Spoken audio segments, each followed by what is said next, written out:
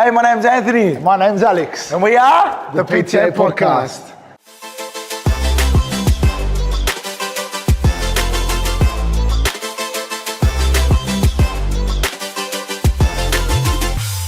Well, today's episode, guys, is very much a relatable episode. One of the ones that we always talk about, one of the topics that we always talk about with our clients is the whole concept of, starting again on Monday. And it's a constant conversation that you and I have with our clients, and with the wider community, and with some of the content that we put out on our social media and whatnot. So I thought it would be a good idea to actually build this out into something that we can speak about more, but also things that we can be able to provide our clients or our followers and our listeners in terms of actionable steps to be able to break away from that whole mindset of I'll start again on Monday. Because the typical scenario is this. It's Sunday night, you've told yourself, that's it, tomorrow is Monday, I'm back, I'm good, I'm ready to rock and roll. And then the alarm goes off, you don't get up, you snooze.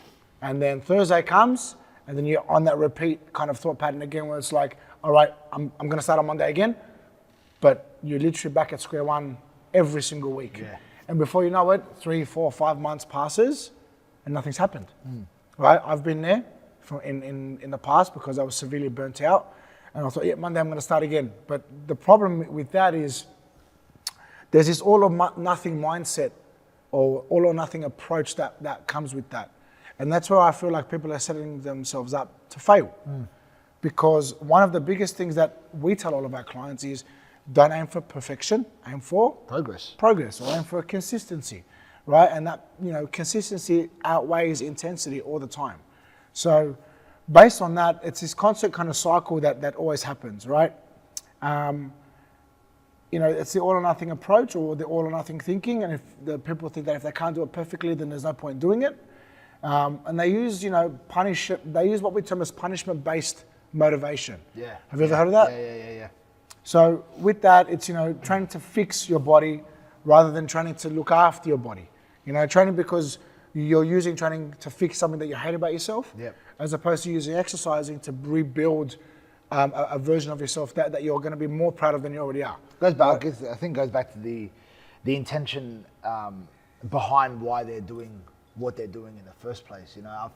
I've found from working with many clients over the countless years that we've been coaches, when someone's intention is solely to want to better themselves, to improve their health, to put energy back into themselves, they start to prioritize themselves. When that's their intention, then everything flows a lot better for them. But when their sole focus is, they're doing it, but their intention is it's that punishment that they have to themselves, like, nah, I've got to, walk on the treadmill for an hour because I had something shit to eat yesterday, and they're hammering themselves all the time, and there's that negativity around it. I've always found they fall into that trap of that cycle, and they just never break out of that cycle, and then they're always constantly starting again and starting again and starting again, and there's no consistency with anything they do, and then they're back at square one and they just yo-yo, right? And they never reach their goal, or I shouldn't say never, but it takes them a long time to reach their goal, and it all comes back to their mindset and their intent behind why they actually want to do what they're doing, or why they actually want to achieve the goal they're achieving. Yeah, well, I think a lot of the time, back to that, punishment-based motivation, because they're trying to fix something that they don't like about themselves over the fact, or instead of the fact that they're working on building a better version of themselves, or a stronger, healthier, happier, leaner version of themselves, it leads them to having things like unrealistic timelines and unrealistic expectations of themselves. And I always tell people, you didn't put the weight on in 2 months, you're not going to lose it all in 2 months. Yeah? Especially with how we like to teach our clients to lose body fat. I always told, there's one client in particular that I'm thinking about, he constantly argues with me, Anthony, I'll still have the gut. I said, mate, you didn't put the gut on in 2 weeks, you're not going to lose it in 2 weeks. Yeah. Right? So people try to undo 12 months, 18 months, 3, 4, 5 years of damage. They think they can undo it in a couple of months. And although some people can, but when we look deeper at how they did that, it's very unrealistic for them to be able to maintain what they've done for the long period of time that they would ideally want to. So they lose it quickly, but then what happens? They put it on just as quick. And then if you know about weight regain, and we're going to do a whole episode on weight regain alone, because that's a topic in itself. But if you look at weight back way regain, worse. it comes back worse and some. Yeah. And then it's even harder to lose it the second time, third time, fourth time. And this is why people end up feeling like they have to keep stopping and starting again, or feeling like they start from square one every time. So having that unrealistic timeline or goals and trying to undo a lot of damage in a short period of time is again setting yourself up to fail. Yeah. And the clients of ours that come in that are carrying a lot of body fat, I tell them, you need to get your head right from now that this is going to be a long process, because we were trying to do it the right way, and we're trying to fix up all the different things that are going on internally first, so the external part of you can look and feel the way you want it to look and feel. Exactly right. And this is why people start to feel better before they start to look better. Yeah. Because there's so much that happens internally that you're not even aware of, because you're solely fixated on what you're seeing in the mirror. Just this body image. And this is why we educate our clients so much. And one client in particular I had this conversation to, he said, I haven't lost the body fat. I said, but you've managed your blood sugar better. You're bringing your stress down. You're bringing your cholesterol down, sorry. You're allowing your bone density to improve. You're building muscle, which is better for your long-term health. I said, you're fixing up a lot of the lower back pains that you had. I said, your knee pain is gone. I said, your hip pain's gone. I said, and your body fat's slowly starting to go now. I said, there's levels to this. There's a step process that the body goes through. Yeah. And he looked at me and goes, oh, well, if I knew that from the start, I wouldn't get so upset every time I didn't lose 5 kilos when I got on the scale. I said, this is where you need to actually understand that patience is key, and not quick, fast. How can this guy did it really quickly, but I can't? And that in itself, comparison. It's literally the different joy. walks of life. It's the joy of thief, though. Yeah. Sorry, it's the thief of joy, though. Right? It just takes away all that recognition in yourself about how well you've done, because you're literally going, I didn't do as good as that guy or that girl. And I, for one, have done that many times. I did it earlier this morning to you when I was talking about something. Right? And I said it and I thought to myself, why am I even saying that? It's not even me. But you get caught up in these silly headspaces sometimes. So having people to get you to understand that in itself is a real good bonus for you. Yeah, definitely. And the other thing that kind of leads on to that is the emotional eating. And that heavily derives from stress, right? Most people use food as a coping mechanism for pressure, for stress, or for lack of control. And one of the things that we teach our clients is that you can't control everything external from you, but you can control how you respond to it. 100%. So all you need to focus on is you, Yeah. right? I've had a lot of hardship over the last 6 months. And one of the things that all my close family and friends tell me is stick to what you can control. Right? Even my solicitor, he goes, just focus on growing your business. Everything else will sort itself out. You can't control everything else. Okay, just focus on what you can control. And that's just been what I've been doing.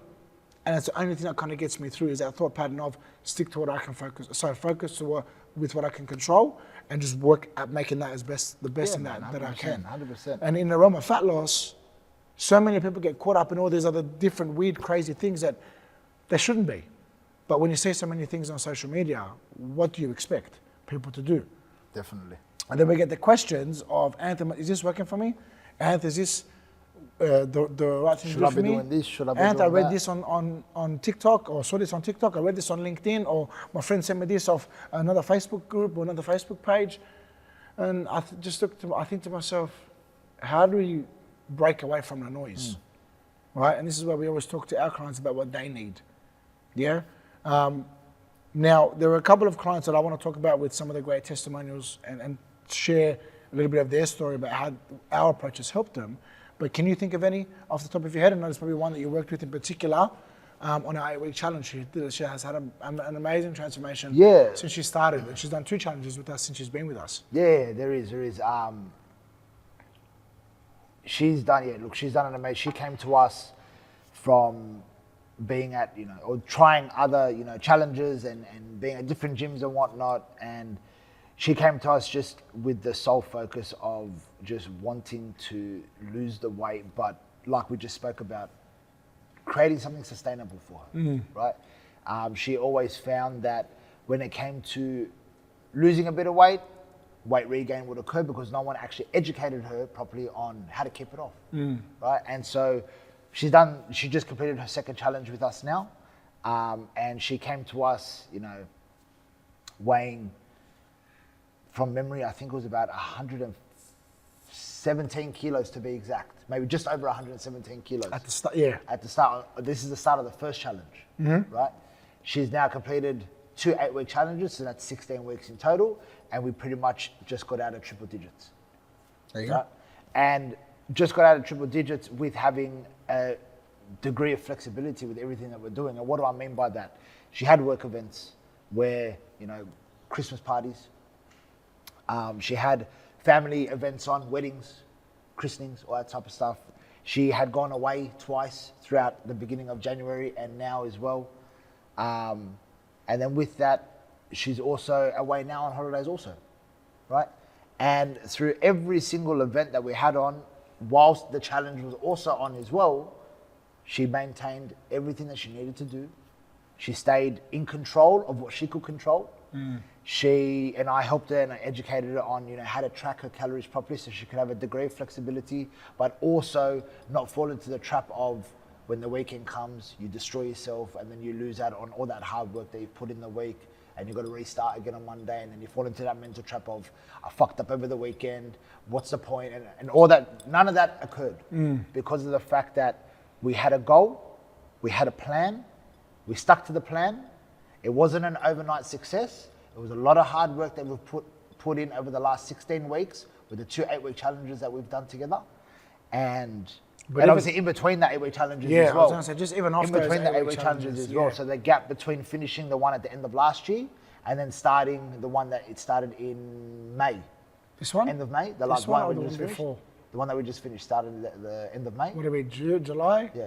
June? The winter challenge that we just Yeah. finished. Yeah. End of May, beginning May. of June. Yeah, started in May. So we had about 4 months in between No, we each started challenge. at the 1st of June, we started, sorry. Yeah. Yeah. And so we had about that 4-month period in between each challenge as well. And so all of that, getting through New Year's, getting through Easter, everything was just on point. And it came down to the fact that there was trust from both parties, but there was the understanding that sustainability is key. We don't need to, go to the extreme of starving ourselves, and understanding that with the plan in place, we just manage it and we take it day by day as well, right? And the patience was there, the trust was there, the hard work was there as well, and the understanding that it's not going to happen overnight, right? And getting emotional about certain things ain't going to work for you, so don't do it. And ultimately, she proved everything that we talk about works, right? And ultimately, her calories, if I'm going to give it an exact number, did not drop below 2,200 calories. Well, there was a period of time when she was eating 3,000 calories. I had her on her baseline. Yeah. I had her on a baseline for a fair bit. At the very beginning, she looked at me like, what? And I was like, just trust it. And obviously, we educate and we explain the reason why we're doing what we're doing with all of our clients, so they have that confidence going into the next phase of nutrition, the next phase of training that they're doing. And she was like, all right, sweet, I get it. It makes sense. We'll do it. And again, she stuck with it. And long and behold, where it's been, I think, over 3 years since she's seen under 100 kilos, and now she's under 100 kilos. Which is great, because one of the things that I love is, and when I was speaking to her when she was around the gym, and she was talking to one of the other clients about how many calories that she's on, she was talking about the fact that she was suffering from a bit of constipation. She hasn't gone to the toilet like, I think, 5 or 6 days. Yep. And it was really starting to get painful and aggravate her. And then when she went to I told her about getting onto some digestive enzymes just to help. And then I thought to myself, I'll talk to Alex and see what he's doing with her food, because obviously we know the more calories you consume, the better it is for digestion. And I didn't know that you had put on a diet break for that 3 or 4 days, right? So you did that, and then she came the next day, she goes, I went to the toilet. She goes, it's the best feeling ever. Yeah. So what did you do different? She goes, Alex got me on maintenance calories. And in my head, I'm like, okay, great. Because it literally served its purpose with resetting everything really well. And then I explained to her in front of some other clients why that happened, and how beneficial it is to be around that maintenance calories, or even at that maintenance calories for longer periods of time than you're in a deficit, because of the fact that if your body can function that way really well and you can push your training harder, you'll still be able to lean out. Yeah. Right? Just a side note, if you're not going to the bathroom regularly on a daily basis, it's not a good thing. I've spoken to so many people, like At in the least last 2 a month, day. At least 2 a day. and I'm talking like majority, I'm talking 95% of the people I've spoken to, they're not our clients, they're just people on the outside. they don't go to they go to the bathroom like once every 2-3 days. So if you think that's normal, that's not normal at all. And if you're listening to this and this is like you're someone that can relate to this, like just check in with us because we can help you because it's not a normal thing at all. Yeah, it is normal. You should go at least once, optimal twice a day. Yeah. And in saying that as well, how it is very important. 100%. Right? If it's like if you're shooting at rocket like a machine gun, it's not right. If it's really, really hard, it's not right. You got to kind of be in that happy medium. Yeah. If it's really runny, it's not good. If it's like that nice smooth and it's not too hard, you just got to sit down and that You ever does seen its that thing. meme where the guy sits in the toilet and he goes, and then when it hits the water comes up and he goes, doo doo. Yeah, I have. There's a lot of those memes. Oh, that was good. All right, one of the clients that I want to talk about as well, very, very similar story, was very inconsistent with food, would go great one week and then lose it over the weekend because he had a couple of drinks of alcohol or he just wasn't perfect over the weekend and he'd come back on Monday. Don't tell him me, bro. And for lack of a better term, he looked at me and go, Anthony, I fucked up. I fucked it all up. And I'd just ask him, what did you do? And then he said, I had a couple of scotches on the weekend or I had some pizza on the weekend. I said, how was your week? The whole week, how was that before the weekend? Great, everything's perfect. I said, so out of all your meals, you only had 2 things that were off. He said, yeah. I said, that's actually pretty good, man. And then he'd look at me confused. And I've been really working with this guy to break away from that perfection mentality.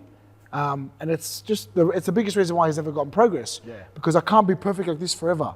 And I always tell him, you're not required to be perfect like this forever. And so... We're not required to be perfect in general. Exactly. And I just said to him, that when some of the clients that he talks to, he always mentions one client in particular, I'm not going to name names, and the client always tells him it's a lifestyle. This isn't a quick fix, it's a lifestyle. You get the result and you keep the result when you make it a part of your lifestyle. Yeah. And he can't just fathom that that this is a long-term play. It's got to be like this forever. It can't be something that you just do for short periods of time and then you'll be okay. It's got to be a long-term thing. So one of my biggest pieces of advice to anybody listening is really understand that consistency trumps intensity every day of the week. Always. And you need to really kind of work out breaking away from that cycle. Now this kind in particular, when we finally got him to break away from that cycle, he's losing body fat really well. His belly's going down. He still has a beer or two or a scotch or two or a pizza or whatever throughout the week. But overall, he's about 90% compliant with everything we're telling him to do. He's training more than he ever has been. He came to us with aches and pains in his joints. They're all gone. He's running now, but he's never running before. He can box and do all that kind of stuff really well, and there's no problems, which is good because he's just staying consistent. He doesn't train on a Monday, and everyone's like, you got to train on Mondays. Mondays is the best day to train. He trains Tuesday to Saturday, right? And he just stays really consistent with everything. And for me, it's never been about putting him on a strict diet. I got him eating more food than I ever have before, and he's actually benefited so much more with that fat loss that he's after. Definitely. He can't make sense of it, but I've always told him, I said, if you understand what goes on in the body and where your calories actually need to go to, you understand that this concept of you've got to be in a diet needs to go. Yeah. Because your body can tolerate that low amount of calories for only a certain period of time. And that period of time is different on everybody. Right? If you're somebody that's carrying a lot of body fat, and I mean like a lot of body fat, like 30% and above, you can be in a dieting phase for a lot longer, right? Because you have more fat to lose. Somebody like you or me cannot be in that same deficit, right, for the same period of time and expect the same results. 100%. So 100%. that comparison game that he was playing in particular, I just had to educate. But on that, you said it as well, and I said it, and I'm saying it now, we educate. But sometimes it falls on deaf ears because there's no trust there. Yeah. Well, I've gone blue in the face talking to some clients about why they need to be doing certain things, and all I get back is, well, I feel like that's not right for me. So. And that response, it does irritate me a little bit because I'm looking at them like, you've come to me wanting answers for your problems. I've given you the answers for your problems. It's going to require you to change. That's the issue. Right? But you don't want to change because you don't feel like it's the right thing for you. I can't make sense of that. Yeah. Right? And this comes back to, and this is probably my little gripe with some people that do this to me, I don't have DR next to my name. Right? There are that many people that I say, just because they have a title doesn't mean they're always right. And in saying that, just because I say what I'm saying, may not mean that I'm always right.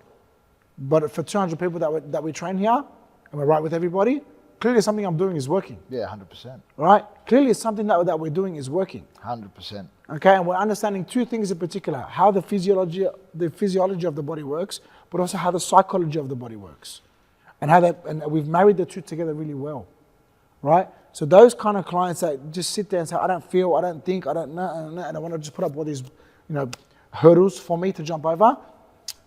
They're the ones that really don't get the result that they're wanting or that they're hoping for, because they're just not open to changing. And whatever the reason why they're not open to change, we need to kind of investigate a little bit more about.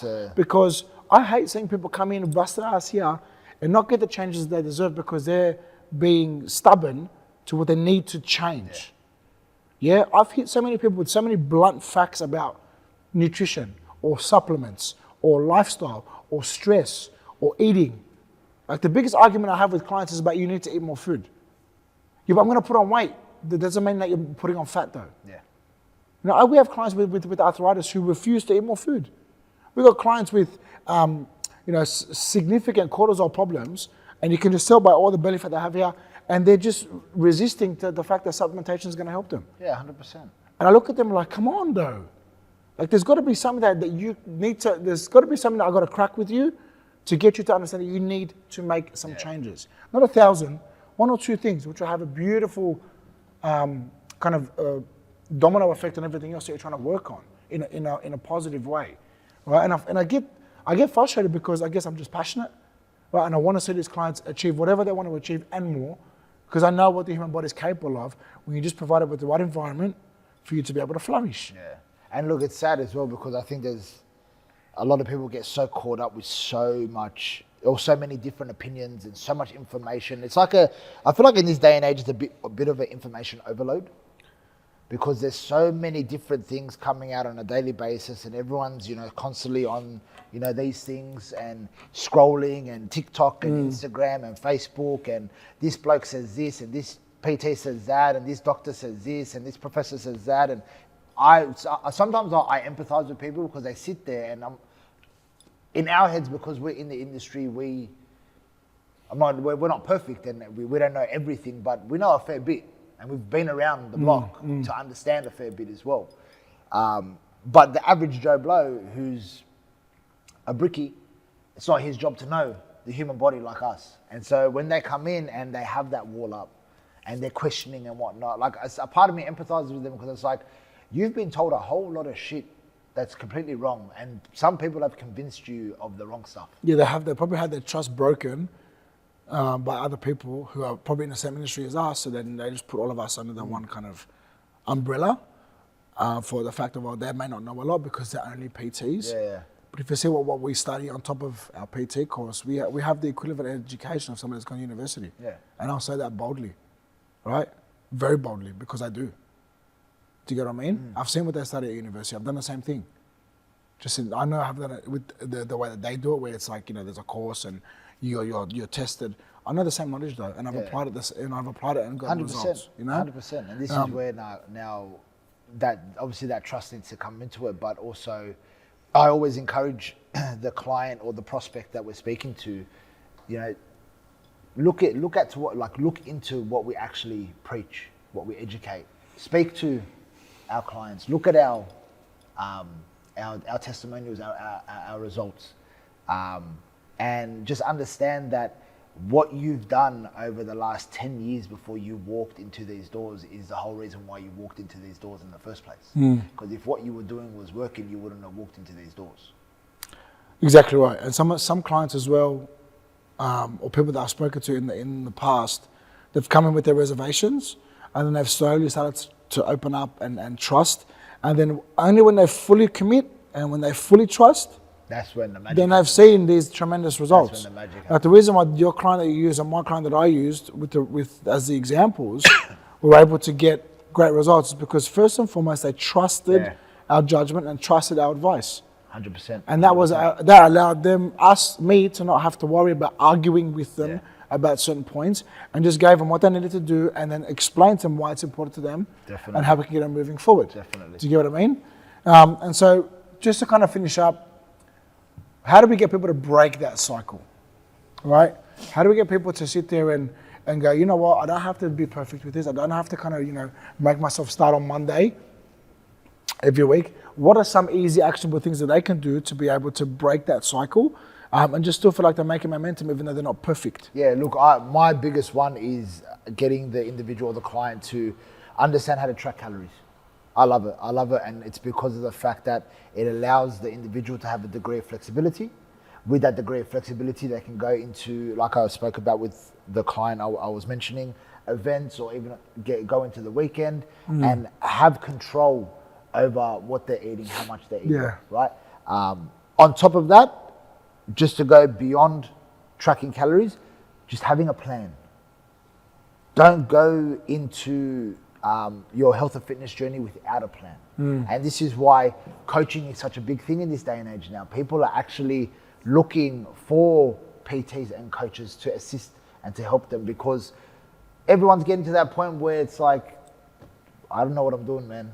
And like, I need the help, I need the guidance. So my two things would be, understand how to track calories, have that degree of flexibility with that as well, manage your calories over the weekend, right, and throughout the week, so you can enjoy yourself on the weekend if you are going to go out or you do have an event, but also have a plan in place as well. Don't go blind, right? Because when you go in blind, what's the saying? Fail to plan, plan to fail. What is it?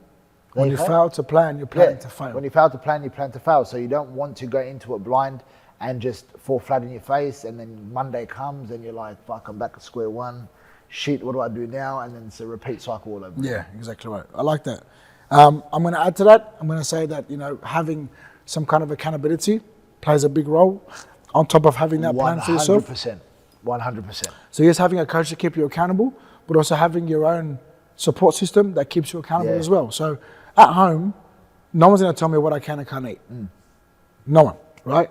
But I have a big role that I play with my entire family, with helping them with what they need to do with their food. Yeah, definitely. Right? There's that many people that who I look after, right? And I play a huge role with what my son eats, and I fight with everybody in my family about what my son eats, and I will every day of the week. I don't blame you, brother. I don't care, right? I really need to make sure that I'm eating well, because I need to look after my health. I got my wife, my mother-in-law, my father-in-law. It's not that they're unhealthy, but I want to make sure they're the healthiest versions of themselves. And then we've got our own parents.